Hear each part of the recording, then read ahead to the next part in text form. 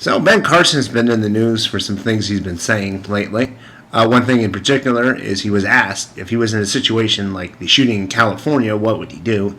And he said, I wouldn't just stand there. I'd say to everyone, hey, let's get him. He can shoot me, but he can't shoot us all. And of course, the liberal progressive media just ate him alive for this. And like, by saying this, he's suggesting that the people in California who didn't do anything were cowards or stuff like that. And it's like, no.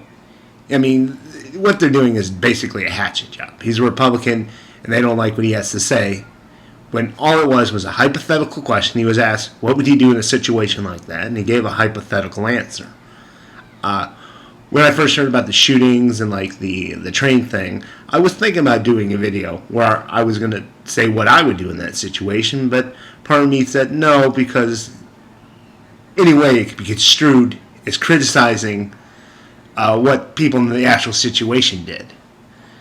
But any way you look at it, I mean, these progressive types, they're getting on Carson by suggesting, no, you shouldn't resist. And then you realize there's a guy who got shot 7 times trying to stop the shooter. They're basically criticizing him. Well, I'm going to give Carson a pass on this, and I'll give them a pass on this, even though I think all it is a fucking hatchet job. And this is why I don't like the progressive liberal types. I can get into why I don't like conservatives, but particularly on this one, that's why I do not like the progressive liberals, because they're just so goddamn two-faced all the fucking time. They just annoy the fuck out of me, and I'm not going to give them a pass on things just because they're doing the right thing. As far as his comments about the Holocaust, I'm not weighing in on that. I'm not going to defend his comments on that, saying that if Jews had guns, they would have been able to stop the Holocaust. That's his own fault. You're going to bring in the Holocaust into a debate, you're going to get some shit for that. I mean, would that have stopped the Holocaust? Who knows? And basically, like that situation, they had resistance groups that had guns, and it didn't stop the Holocaust because the Germans simply had more guns and more tanks and a whole fucking army against them. And I hope I don't ever find myself in a situation like that where we have to make a choice about fighting or resisting, and either way you end up dead. And like with the California shooting, I don't know what to do in that situation or situations like that.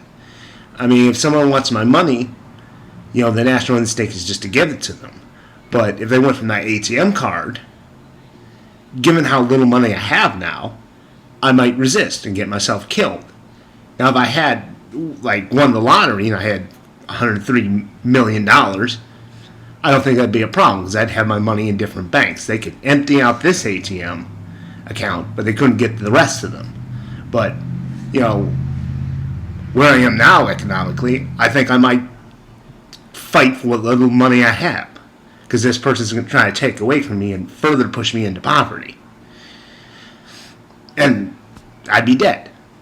And like I said, each of these situations, that's how you look at it. It's just, every situation is different, and I don't think most of us know what we do in the situation. And then, like, if Ben Carson's little thing had played out where some shooter comes in, he's shooting people, Carson's like, let's get him, I'd probably jump in on that.